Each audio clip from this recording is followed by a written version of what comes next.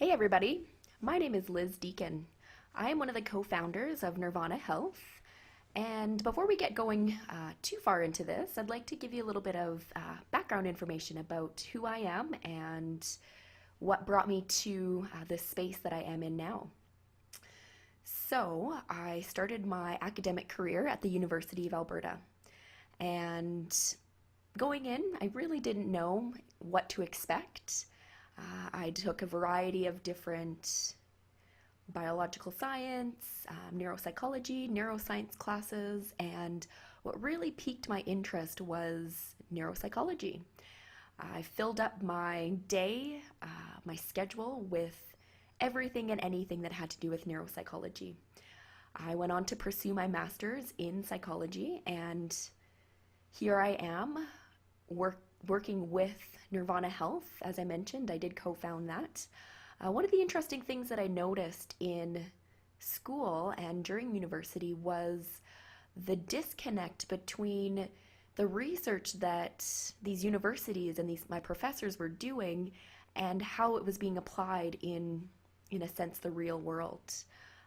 And what I saw was that what the research was saying one thing and the work that we were doing in the public system was another. So that really drove myself and my other co-founders to say why, how can we change that and where can we go from here? So that really brings me to the space that I am in today. Neurvana Health. What is it that we do? Individuals come to us with chronic health conditions, struggling to find a lasting way to feel better. We use a unique, integrative approach to identify the root cause so they have less pain, more freedom, and overall a better life. Who do we help? Children with ADD, ADHD, autism, Asperger's, children with ODD, learning disabilities such as dyslexia, children with emotional regulation issues not otherwise diagnosed, things like anxiety, depression, or other mood issues. Even the parents and teachers that struggle to relate to or manage these children with any of the above issues. We can help a myriad of individuals because what we do with neurofeedback and the functional medicine that we offer is we look at the person. We look at the symptoms they're experiencing, not necessarily the diagnoses. Now, the problems that we've encountered, as I mentioned in my earlier university career, we did notice a few problems. And once we got into the clinical side of things, we saw this become more and more pronounced. Now, children tend to suffer when we treat symptoms with medications without actually addressing any of the potential side effects. When we apply and administer those diagnoses, we put those children into a box. Feelings of ostracization after that diagnosis is really common and serves as another barrier and obstacle that we as teachers and parents have to overcome with our children. Most of our medications and these prescription medications were designed for short-term stabilization.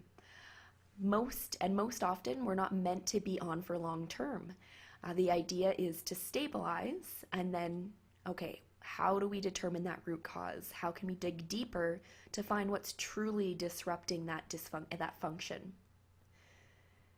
And you know what, we found that it's quite ironic because professionals like myself, the psychologists, the psychiatrists, people that we entrust our own and even our children's mental health are the only specialists who don't objectively look at the organ they're treating. So diagnosis becomes based on questionnaires, interviews, and ultimately a subjective bias. We've noticed caregiver frustration, and oftentimes the teachers and the parents become frustrated and lose hope when the behavioral or pharmacological interventions, pharmacological just meaning the medications, those interventions are unsuccessful or actually worsening the symptoms. When it comes to the brain, guessing does not work. Now, again, what do we do? So we always analyze the brain. We utilize something called an EEG, and we actually quantify those results. A QEEG allows us to actually objectively measure that brain function. It's far more advantageous to an MRI or a CT scan or even a traditional EEG. An EEG looks at the electrical activity of the brain. Because when we quantify that EEG, it actually allows us to see function rather than structure. We know that in the brain, structural issues are not necessary to cause functional problems, such as the ones we've mentioned before, the ADD, the ADHD, autism, ODD, depression, anxiety, insomnia, and many other conditions. That we know that those are more functional than they really are structural issues in the brain. So from this, and from the quantitative analysis of these EEGs, we can not only see why your son, your daughter, your student's brain is dysfunctioning, but we can actually create a plan to fix this. The process we use is called neurofeedback. Now, we use QEEG, as I mentioned, that quantitative EEG, as our North Star. So we quantify the brain's electrical signals in order to characterize functioning. So when the brain is under stress, it will change its activity away from a normative state of homeostasis. Homeostasis just meaning a stable way of functioning in order to adapt. So we change that activity away from that normative state in order to adapt to whatever the stressful situation happens to be. Now, under chronic stress, the chronic stress actually keeps our brain locked in this maladaptive state and can lead to problems in the future, such as anxiety, depression, addictions, chronic pain, attention, and other cognitive issues. In the photo that you're seeing, this is actually an example of more or less a normal, hand quotations beside my head, of someone that's falling within the normative range. So they're not necessarily suffering from any major symptomatic issues at this moment. So again, what is QEEG? So a QEEG, or quantitative electroencephalogram, is a non-invasive technology that evaluates brain function based on electrical activity and the communication between different hubs and networks of the brain. The assessment is based on a statistical analysis and comparison to a normative database. The process uses a fitted headset, much like you see in the picture there, a lot like what X-Men's Professor Xavier's Cerebro in the movies looked like. It's 19 electrodes. They're simultaneously transmitting electrical activity to a computer system. Once we've obtained a certain amount of information, data is generated through a variety of algorithms to obtain measurements according to brain functionality. Structure does not always change on a macroscopic level. So, as I mentioned before, MRIs and CTs generally cannot see them. So most often these scans come back normal, even though brain function can be severely disrupted. Which is why we love and we really utilize with every one of our clients these quantitative EEGs. So the new literature within the research surrounding autism paints a pretty interesting picture, much different than even 10 years ago. It's groundbreaking research that individuals, much like you see in the photo here, Neurvana, Linden, Gunkelman, and Kurson are doing, that allows us to evaluate the underlying neurology of autism in a much more unique way. So these researchers concluded that there actually is 8 specific patterns or subtypes of autism, and with each subtype requires a pretty unique treatment approach. We actually worked with a 10-year-old boy diagnosed with autism. So we'll call him T.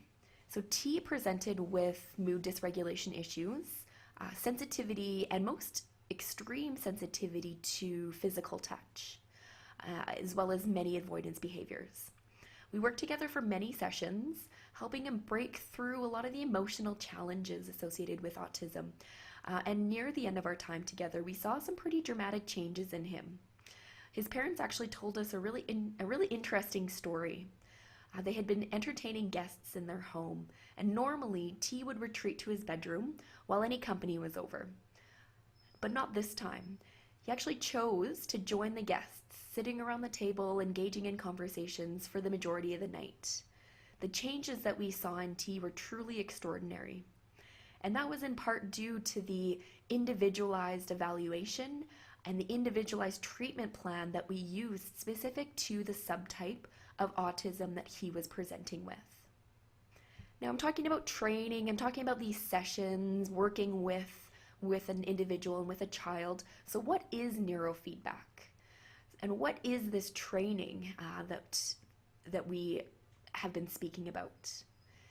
So neurofeedback is a way for us to connect certain networks of the brain and allow us to actually bridge connection hubs and pathways to create new ways of function. So what you see in this picture here is this 3D brain provides a visual representation of what our brain looks like. So each unique protocol is actually superimposed or displayed onto this 3D brain and looks like dots and connected lines. And those correlate to the specific networks and areas that are being targeted. So we use reconditioning techniques, focusing on elements of classical and operant conditioning by providing positive feedback to the trainee. We're teaching the brain to regulate and normalize those targeted areas, and when it does, an implied reward is given. So during training, the dots and the lights light up and a melody plays according to the information your brain activity is emitting.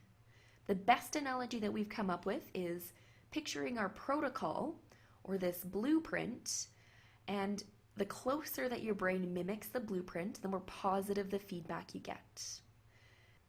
Aside from neurofeedback, we also incorporate a process called biofeedback into the training sessions that we utilize. So within the autonomic nervous system, there are two branches: the sympathetic, also known as the fight or flight, and the parasympathetic, also known as the rest and digest. Between these two branches of our autonomic or automatic nervous system, they continually interact to maintain our cardiovascular activity within its optimal range and permits us to actually react appropriately to changing external and internal conditions. So it's important that our body's biological processes and nervous system are effectively communicating and functioning optimally and continue to do so as we age. So this relies on that delicate balance within the nervous system. During times of stress, whether physical or mental, our body automatically transitions into fight or flight. And in a perfect world, would and should shift into the rest and digest part of our nervous system to recuperate after that high energy expenditure. However, younger and younger, we are exposed to many and many more stressors, causing us to get stuck in the sympathetic or fight or flight response, draining our body of many vital resources.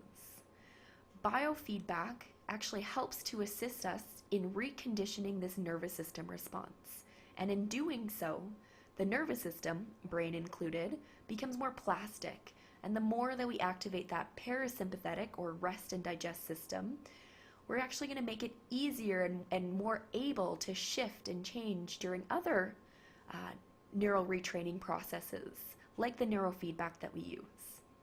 Now you're probably wondering, how is this applicable? What does this look like in real life? Well, there's been some really interesting articles and research studies that have been released over the years outlining improvements in adolescent subjects using the same 19-channel training method that we employ. So this particular study noted improvements across metrics in attention, executive function, meaning memory, concentration, overall cognition, and associated behavior changes with that. So this is just a single example of hundreds of studies that have been performed since the 70s, showcasing the beneficial effects of QEEG and neurofeedback training. When it comes to children and adolescents, they're at a far better advantage than us oldies.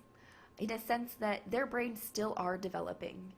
So they are at a prime time in their brain development to actually be able to make the changes and see the changes that we're trying to get through this neurofeedback training.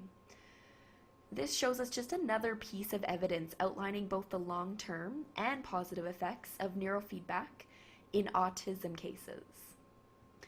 Finally, I'm going to leave you guys with a case study. This individual, his name is Riley. He saw us at age 9.